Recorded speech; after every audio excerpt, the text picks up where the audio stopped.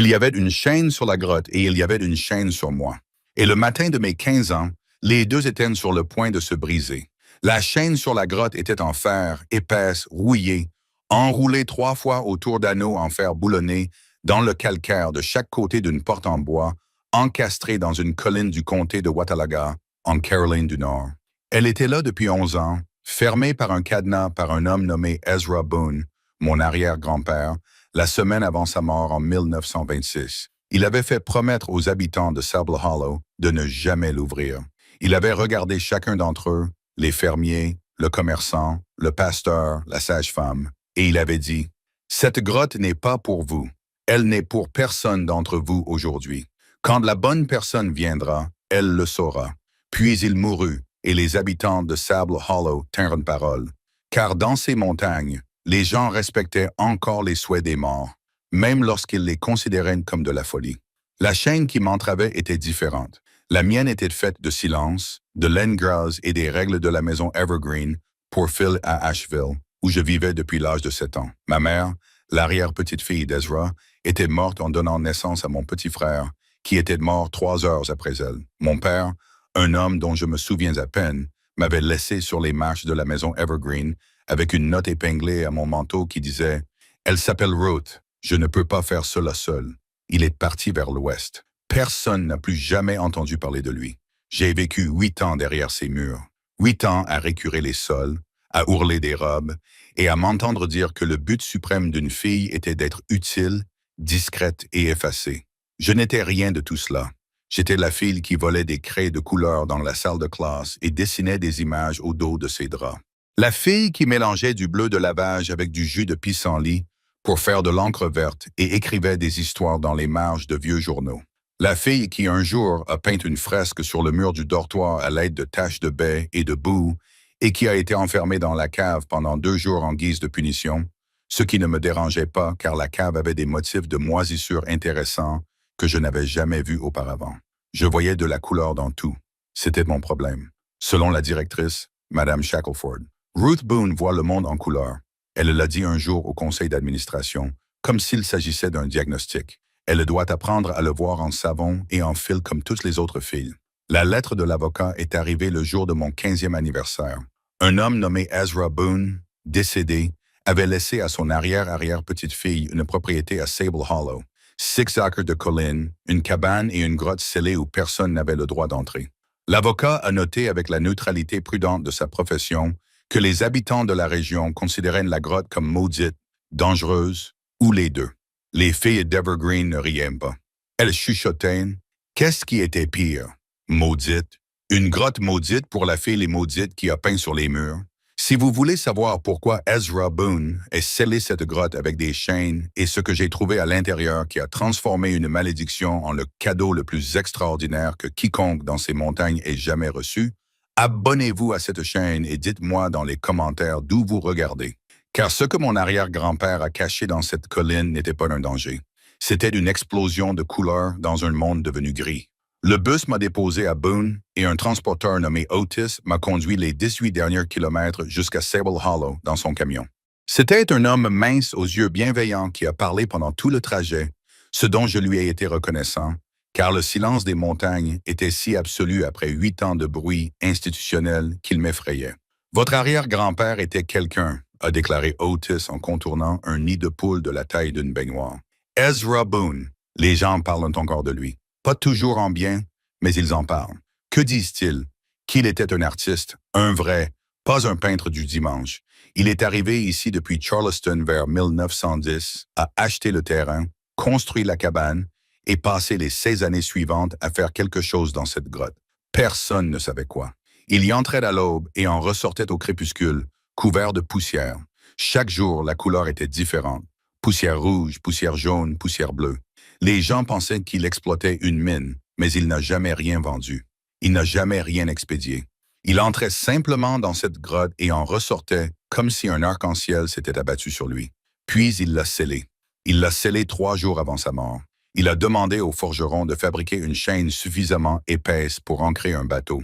Les gens pensaient qu'il y avait quelque chose de dangereux à l'intérieur. Du gaz, peut-être de l'air vicié. L'inspecteur des mines a proposé de vérifier, Mais Ezra a refusé. Il a dit que ce n'était pas une question de danger. Il a dit que c'était une question de timing. Otis m'a jeté un coup d'œil, quoi que cela puisse signifier. La cabane se trouvait au bout d'un chemin de terre qui montait à travers les bois de Sorewood et de Laurier jusqu'à un plateau plat à mi-hauteur de la crête. Elle était petite mais bien construite. Des murs en rondins, une cheminée en pierre, un porche qui donnait sur le creux en direction de la crête bleue au loin. La vue était époustouflante. Par temps clair, on pouvait voir les montagnes se replier les unes sur les autres jusqu'à ce que la brume bleue les engloutisse. Et la lumière était du genre que les peintres passent leur vie à essayer de capturer. Dorée le matin, argentée à midi, ambrée le soir, à elle seule, la lumière valait 6 acres. À l'intérieur de la cabane, j'ai trouvé ce que je commençais à attendre de la part de parents que je n'avais jamais connus. Une vie préservée dans des objets. Un lit, un poêle, une table, et partout, sur chaque mur, chaque surface, chaque étagère, de la couleur. Des pots de pigments étaient alignés sur les rebords des fenêtres, des rouges allant de la rouille au cramoisi, des jaunes allant du beurre pâle à l'or profond, des bleus allant de la poudre à la nuit noire, des verts, des violets, des oranges et un blanc si pur qu'il semblait capturer la lumière de la lune. Il y avait des pinceaux, des dizaines, faits de poils de porc et de crins de cheval, et quelque chose de plus doux, que j'ai appris plus tard être de la queue d'écureuil. Il y avait des palettes tachées par des décennies de mélange, et sur les murs étaient accrochés, dans de simples cadres en bois, des tableaux. Ce n'étaient pas des peintures ordinaires, c'étaient des paysages de la vallée et des montagnes au-delà, rendus dans des couleurs si vives, si incroyablement saturées, qu'elles semblaient briller de l'intérieur. Les verts étaient plus verts que tous ceux que j'avais vus dans la boîte de peinture de l'école. Les bleus étaient plus profonds que le ciel derrière la fenêtre. Les rouges, un coucher de soleil sur la crête, peintes dans un rouge si riche qu'on aurait dit que la montagne saignait de lumière, me coupaient le souffle. Je regardais ces peintures, je regardais les pots de pigments, je regardais la colline derrière la cabane où une porte en bois était entourée de chênes rouillés. Et je compris, avant même d'ouvrir la grotte, ce qu'Ezra Boone avait fait là pendant 16 ans. Il avait extrait des couleurs. Je brisais la chaîne le 3e jour. Non pas parce que j'étais courageuse, mais parce que j'étais curieuse. Et la curiosité a toujours été plus forte que la peur en moi, plus forte que la faim, plus forte que la solitude, plus forte que les avertissements des morts et les murmures des filles vivantes. Je suis resté debout devant cette porte pendant longtemps le 1er jour, et longtemps le 2e, écoutant le silence creux et le vent soufflant dans les sorbiers, et le son faible, presque imperceptible, de quelque chose qui respirait derrière la pierre. Ce n'était pas une créature, ni un fantôme, mais la grotte elle-même qui exhalait son air minéral frais à travers les interstices autour du cadre de la porte. Le cadenas était rouillé et solidement fixé.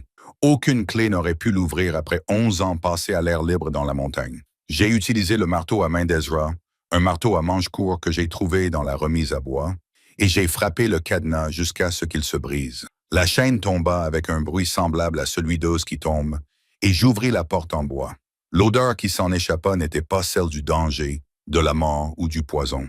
C'était celle de la terre. Une terre minérale propre, l'odeur de la pierre, de l'eau et du thym profond. Et en dessous, quelque chose d'autre, quelque chose de légèrement sucré, légèrement piquant, comme des fleurs écrasées mélangées à de la craie. J'allumai une lanterne et entrai. Le passage d'entrée s'enfonçait sur environ 6 mètres dans la colline, étroit et bas, avant de déboucher sur la première salle. Et là, à la lumière tremblante de la lanterne, j'ai vu ce qu'Ezra Boone avait passé 16 ans à créer. La grotte était une palette. Les murs étaient rayés de couleurs, des dépôts minéraux naturels exposés et polis par la main patiente d'Ezra. Des bandes d'ocre couraient le long des murs inférieurs, dans des tons allant du jaune pâle au sienna brûlé. Au-dessus, une couche d'argile riche en fer brillait d'un rouge rouille si vif qu'elle semblait humide. Plus haut encore, là où le calcaire rencontrait une couche géologique différente, des veines de carbonate de cuivre bleu-vert, de malachite et d'azurite traversaient de la roche comme des rivières gelées dans la pierre. Et dans les poches et les crevasses, en grappes et en filons, se trouvaient des dépôts que je ne pouvais nommer. Un violet si profond qu'il était presque noir, un blanc qui scintillait de mica, un or qui captait la lumière de la lanterne et la renvoyait doublée. Mais Ezra n'avait pas seulement trouvé les minéraux. Il avait construit un atelier à l'intérieur de la grotte pour les traiter. Le long du mur gauche, il avait construit un établi à partir de lourdes planches de chêne, sur lequel se trouvait un broyeur, une grande dalle de calcaire plate, un pilon et une série de petites pierres lisses destinées à broyer et à moudre les pigments. À côté de la meule se trouvaient des tamis de différentes salles, faites de corps en bois et de toiles métalliques, des bols en céramique pour le lavage et la décantation, des bocaux en verre pour stocker les pigments finis, des étagères en bois contenant des centaines de gâteaux de pigments séchés, des couleurs concentrées pressées en petits blocs et étiquetées de la main d'Ezra avec le nom du minéral d'origine et la date. La deuxième chambre, plus profonde dans la grotte, abritait les couleurs les plus rares. Ezra avait suivi les veines minérales dans la colline, creusant avec précaution sans déstabiliser la structure, et il avait trouvé des gisements qui, comme je l'ai appris plus tard, étaient vraiment extraordinaires. Une veine de lapis lazuli naturel ou quelque chose qui s'en rapprochait, qui produisait un bleu si intense qu'il vibrait à la vue. Une poche de cinabre qui donnait un rouge vermillon d'une qualité que l'on ne trouve généralement que dans les gisements chinois et espagnols, et un minéral que je ne pouvais pas identifier du tout. Une pierre crayeuse tendre qui, une fois broyée et mélangée à de l'huile de lin, produisait un verre lumineux comme je n'en avais jamais vu, avec une chaleur et une profondeur que les verres synthétiques ne pouvaient égaler. Mon arrière-grand-père avait découvert une montagne pleine d'or pour les peintres, des pigments naturels de qualité muséale cachés dans une colline des Appalaches, attendant d'être broyés, mélangés et transformés en une couleur qui survivrait à n'importe quelle peinture industrielle pendant des siècles. Et il l'avait scellée avec des chaînes. La réponse à cette question m'est apparue le 4e jour lorsque j'ai trouvé la lettre. Elle se trouvait dans une boîte en fer blanc sous l'établi, enveloppée dans une toile cirée, adressée de la main d'Ezra à celui qui briserait les chaînes. Je l'ai ouverte avec mes mains qui sentaient de la poussière d'ocre. Je m'étais déjà mis à broyer, incapable de résister, et j'ai lu. Si vous lisez ceci, c'est que vous avez brisé le cadenas. Tant mieux. Les chaînes n'étaient pas destinées à garder la grotte fermée pour toujours. Elles devaient la garder fermée jusqu'à ce que quelqu'un vienne qui utiliserait ce qu'elle contenait pour les bonnes raisons. J'ai scellé la grotte parce qu'un homme nommé Garfield Tate m'a offert 2000 $ pour les droits miniers en 1925. Lorsque j'ai refusé, il a menacé de s'emparer du terrain par le biais d'une saisie fiscale. J'ai scellé la grotte et j'ai dit aux gens qu'elle était dangereuse afin que Tate perde tout intérêt. Une grotte scellée et maudite n'a aucune valeur pour un homme qui veut faire des profits. Cela a fonctionné. Il est passé à d'autres projets, mais j'étais vieux et malade et je ne pouvais pas la rouvrir moi-même. Les couleurs de cette grotte ne m'appartiennent pas. Elles appartiennent à la montagne. J'ai passé 16 ans à apprendre à les extraire sans les endommager. Comment broyer, laver et décanter les pigments sans empoisonner l'eau, sans effondrer la structure, sans prendre plus que ce que la grotte peut donner en retour. Mes notes se trouvent dans le cahier rouge sur l'étagère au-dessus du banc. Suivez-les. La montagne est généreuse, mais pas infinie. Encore une chose dans la 3e chambre. Oui, il y en a une 3e. Vous y trouverez ce que je considère comme mon véritable travail. Pas les pigments, pas les peintures. Quelque chose qui, selon moi, est plus de valeur que toutes les couleurs du monde. Vous comprendrez quand vous le verrez. Créer quelque chose de beau. C'est tout ce que je demande. Ezra, une 3e chambre. Je pris la lanterne et m'enfonçai plus profondément. Le passage vers la 3e salle était étroit, à peine large d'une épaule, et il descendait en courbe sur environ 9 mètres avant de déboucher sur un espace plus petit que les 2 premières salles, mais plus haut, avec un plafond qui s'élevait dans l'obscurité, hors de portée de la lanterne. Et chaque centimètre de ce plafond était peint. Ezra Boone avait peint la grotte, pas les murs, mais le plafond. Il avait construit un échafaudage. Je pouvais voir les marques où il s'était tenu et il s'était allongé sur le dos comme Michel-Ange dans la chapelle Sixtine, et il avait recouvert le plafond de calcaire d'une peinture si vaste et si belle que j'ai laissé tomber la lanterne et suis resté dans l'obscurité pendant 10 secondes avant de me précipiter pour la rallumer, car je ne pouvais supporter de ne pas la voir. C'était le creux noir vu d'en haut à chaque saison. La peinture s'épanouissait en spirale à partir du centre du plafond. Le printemps au cœur, avec des cornouillers en fleurs blanches et des bourgeons rouges flamboyants. Puis l'été, avec ses verts profonds et ses ruisseaux paresseux. Ensuite, l'automne, dans une explosion d'orange, d'or et de cramoisi qui faisait pâlir les peaux de pigments d'Ezra. Et enfin, l'hiver sur les bords, les montagnes blanches, argentées et bleues sous un ciel étoilé. C'était un chef-d'œuvre. Pas au sens où les gens utilisent ce mot à la légère. Pas plutôt bon ou impressionnant pour un peintre autodidacte des montagnes. Un chef-d'œuvre, le genre d'œuvre qui appartient à un musée, sur laquelle les érudits écrivent des livres qui changent la façon dont les gens comprennent ce que peut être l'art. Et elle se trouvait ici dans une grotte obscure où personne ne l'avait vue depuis 11 ans. Je m'assis sur le sol de la grotte et pleurais. Non pas de tristesse, mais de la prise de conscience bouleversante qu'Ezra Boone, le fou de la Crète, l'ermite, le fou, était un génie, et qu'il avait caché son plus grand chef-d'œuvre sous terre parce que le monde d'en haut n'était pas assez sûr pour le conserver. J'ai passé la première année à apprendre. Le cahier rouge d'Ezra était un manuel complet sur la fabrication des pigments. 200 pages d'instructions détaillées pour extraire, broyer, laver, décanter et lier les pigments minéraux. Il avait mis au point des techniques pour chaque couleur. Comment torréfier l'ocre pour le faire passer du jaune au rouge. Comment léviter l'azurite en la lavant et en la décantant à plusieurs reprises pour séparer les particules grossières et sombres des particules fines et brillantes. Comment broyer lentement la malachite, car un broyage rapide chauffe la pierre et ternit la couleur. Comment lier les pigments avec de l'huile de lin, du jaune d'œuf, de la gomme arabique, de la cire d'abeille. Chaque liant produisant une qualité de peinture différente. J'ai suivi ces instructions avec le respect d'un élève apprenant auprès d'un maître. J'ai broyé ma première ocre sur son mortier, travaillant la pierre en cercle jusqu'à ce que la poudre soit fine comme de la farine. Je l'ai mélangée à de l'huile de lin et j'ai peint un trait sur un morceau d'écorce et la couleur qui en est ressortie était vivante, chaude, profonde, riche de la terre dont elle provenait.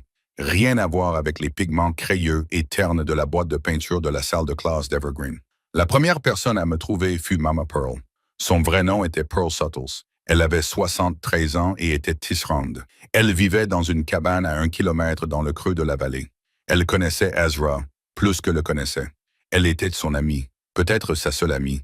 Elle apparut à ma porte un matin de juin avec un panier d'œufs et un regard qui disait qu'elle attendait cette visite depuis 11 ans. « Tu l'as ouvert, dit-elle. Ce n'était pas une question.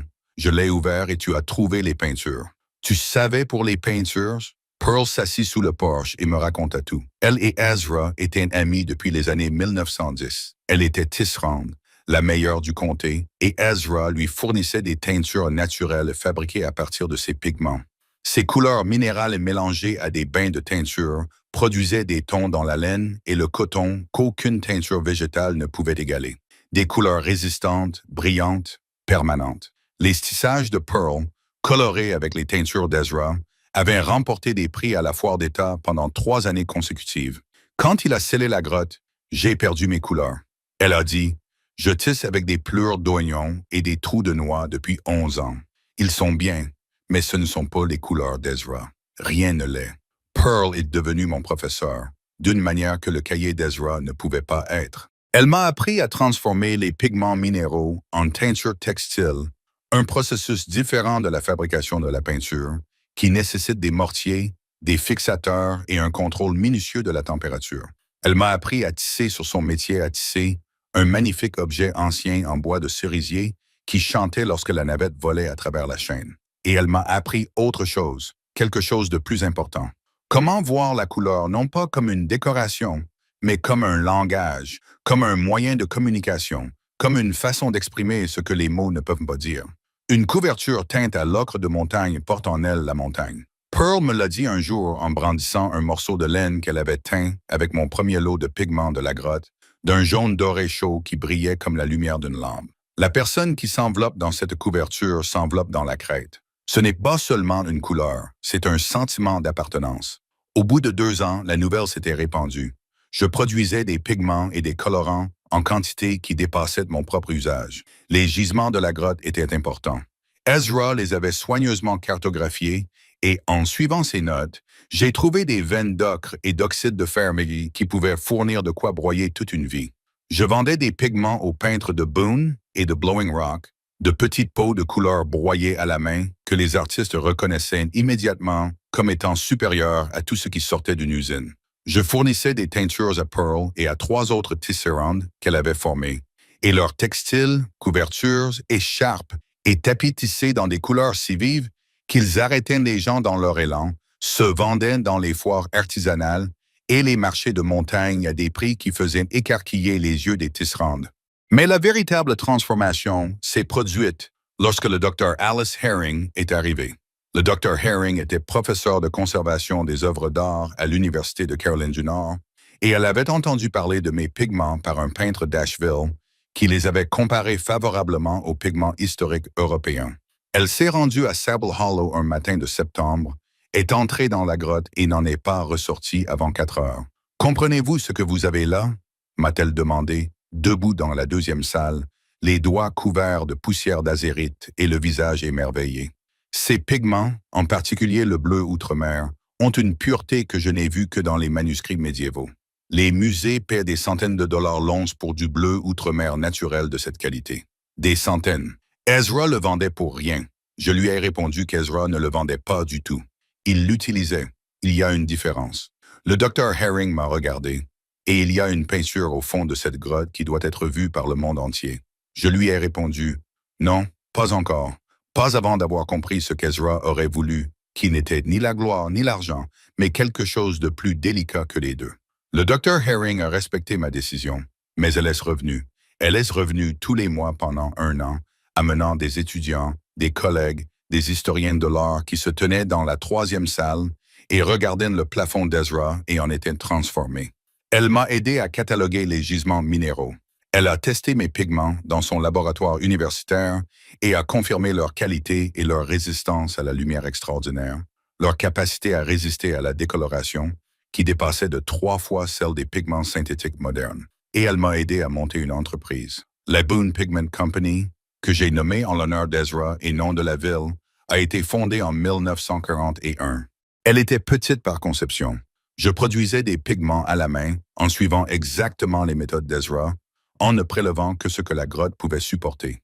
Je vendais à des artistes, à des conservateurs, à des restaurateurs de peintures anciennes, à des tisserands et à des teinturiers dans tout le sud-est. Pearl gérait le volet textile, formant un cercle croissant de tisserands aux techniques de teinture naturelle. Le Dr. Herring m'a mis en relation avec des musées qui avaient besoin de pigments historiquement fidèles pour leurs travaux de restauration. La guerre a entraîné une demande inattendue.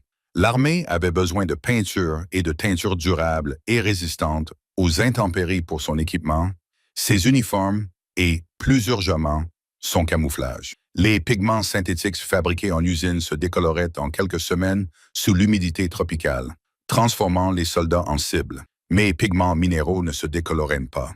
Ils conservaient leur couleur sous la pluie, dans la boue, sous le soleil implacable du Pacifique. Un colonel de Fort Bragg s'est rendu à Sable Hollow en Jeep à l'été 1943 et m'a demandé si je pouvais fournir des pigments pour la peinture de camouflage en grande quantité. Je peux en fournir en quantité limitée, lui ai-je répondu. La grotte donne ce qu'elle donne, je n'en prends pas plus. Il n'a pas compris, mais il a accepté mes conditions. Pendant 2 ans, j'ai fourni des pigments minéraux pour la peinture de camouflage militaire. Des verts terreux, des bruns profonds, des jaunes sourds qui conservaient leur couleur dans des conditions qui détruisaient les alternatives synthétiques. Les paiements étaient modestes selon les normes militaires, mais ils ont changé ma vie. J'ai réparé la cabane. J'ai construit un véritable atelier. J'ai embauché 2 jeunes femmes du Vallon pour m'aider à broyer et à traiter les pigments. Pearl est décédée au printemps 1945, à l'âge de 81 ans, par un matin si lumineux que les montagnes semblaient peintes.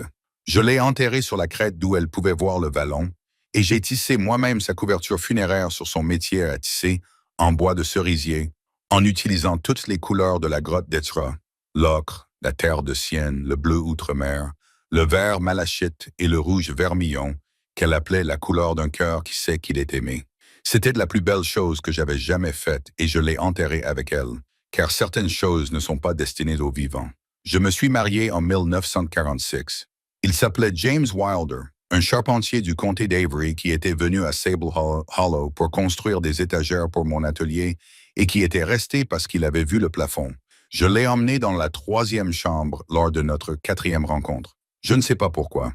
Quelque chose me disait qu'il était prêt, et il est resté debout sous la peinture d'Ezra pendant 20 minutes sans parler. Quand il m'a enfin regardé, ses yeux étaient humides. « Comment cela se fait-il ici ?»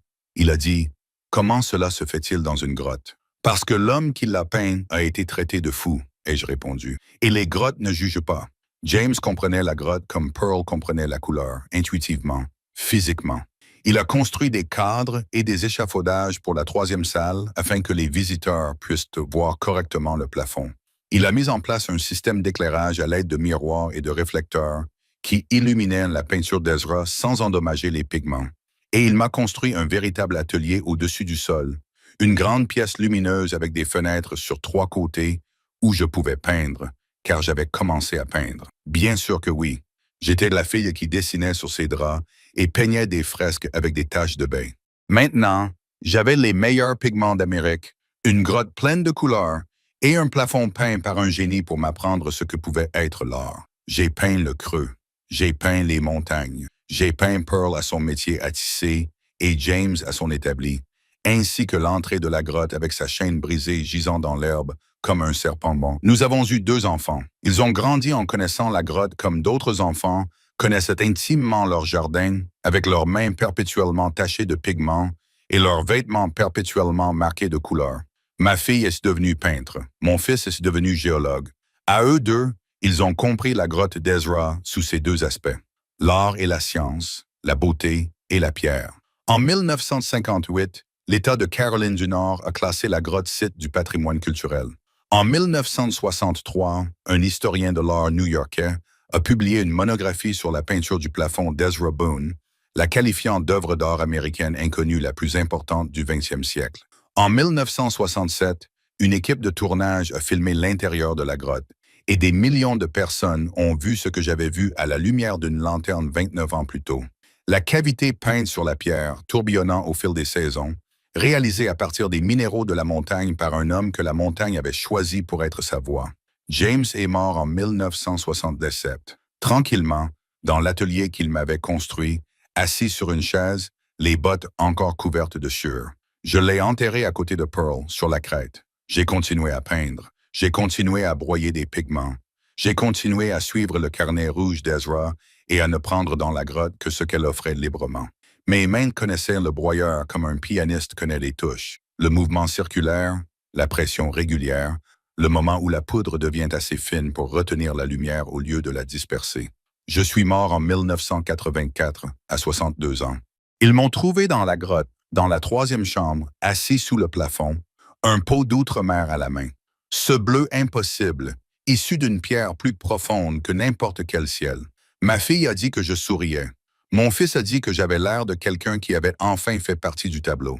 La grotte est toujours ouverte. Les pigments sont toujours produits, avec soin et de manière durable, par ma petite fille et une petite équipe d'apprentis qui broient à la main comme Ezra me l'a appris dans son carnet et comme je l'aurais appris dans le mien.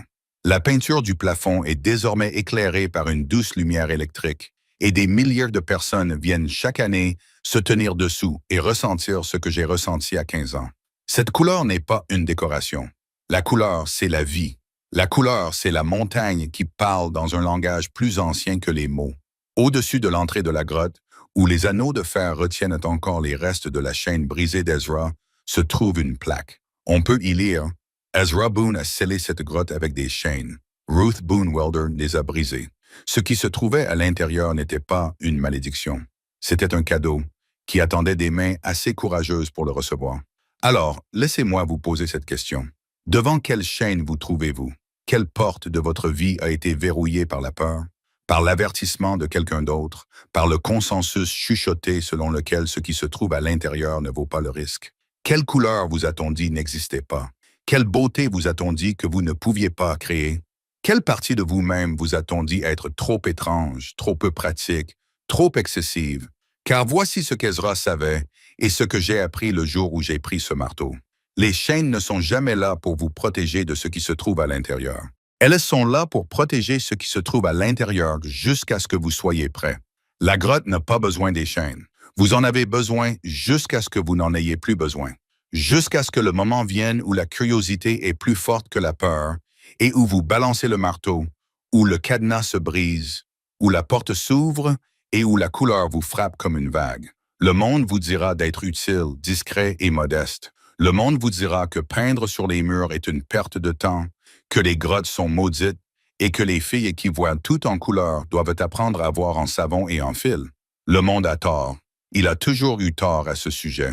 Si cette histoire vous a ému, Si elle vous a fait réfléchir aux chaînes que vous n'avez pas brisées et aux couleurs que vous n'avez pas trouvées, abonnez-vous pour découvrir d'autres histoires sur des gens ordinaires qui ont pris le marteau et ouvert la porte. Votre grotte vous attend. Les chaînes sont vieilles, elles se briseront plus facilement que vous ne le pensez. Et ce qui se trouve à l'intérieur est plus beau que ce que quiconque vous a dit être possible.